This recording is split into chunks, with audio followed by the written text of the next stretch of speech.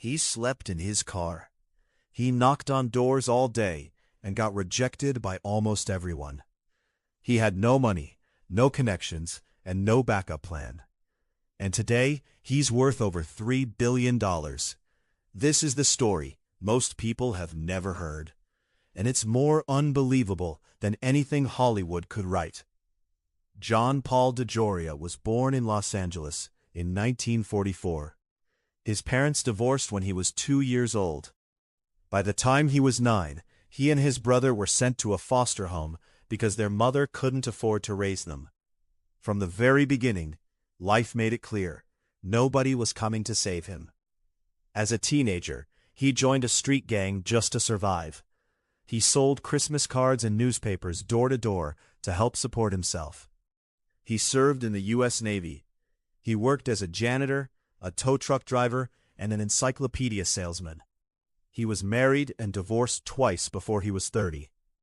And at one of the lowest points of his life, he found himself living on the streets of Los Angeles with his young son, sleeping in his car with just $700 to his name. Most people would have given up. John Paul DeJoria was not most people. In 1980, DeJoria partnered with hairstylist Paul Mitchell. Together, they wanted to start a professional hair care company. The problem? They had almost no money. Their entire starting capital was $700. They couldn't afford an office. They couldn't afford a warehouse. They mixed the first batches of shampoo themselves and stored the products wherever they could find space. DeJoria went door to door, again, this time selling to hair salons. He was rejected constantly. Salon owners didn't want to hear it. They already had products they trusted. Why would they switch to something from two guys nobody had ever heard of? But here's what most people don't know about rejection. DeJoria had been rejected his entire life. By the foster system, by employers, by society. At this point, rejection wasn't something that stopped him. It was just part of the process. He kept going, day after day, door after door. Within the first year, Paul Mitchell started gaining traction. Salon owners who had rejected him started calling back. Word spread. The products were genuinely good, and professionals noticed. By the end of their first year, the company was profitable. Not rich, profitable. But that was enough to keep going. Through the 1980s, Paul Mitchell grew steadily. No flashy advertising, no celebrity endorsements, just quality products and a relentless founder who never stopped pushing. By the end of the decade, Paul Mitchell was one of the most recognized names in professional hair care in the United States. But DeJoria wasn't done. In 1989, he was introduced to a small tequila producer in Mexico. The product was unlike anything on the American market. Ultra-premium, smooth, made from 100% blue agave. DeJoria saw the potential immediately. He invested and became a co-founder of what would become Patrón Tequila. At the time, premium tequila didn't really exist as a category in America. Tequila was cheap shots at college parties.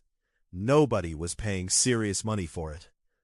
DeJoria and his partners had to create the market from scratch.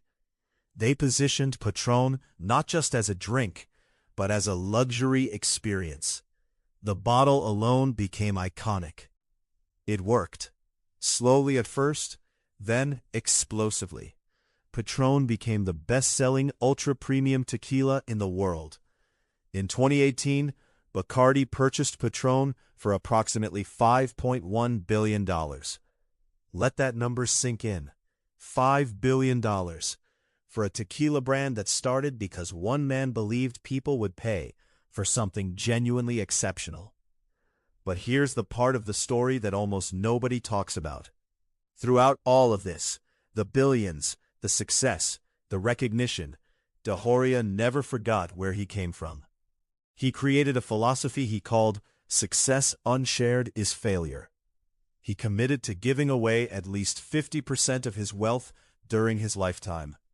He signed the Giving Pledge alongside Bill Gates and Warren Buffett.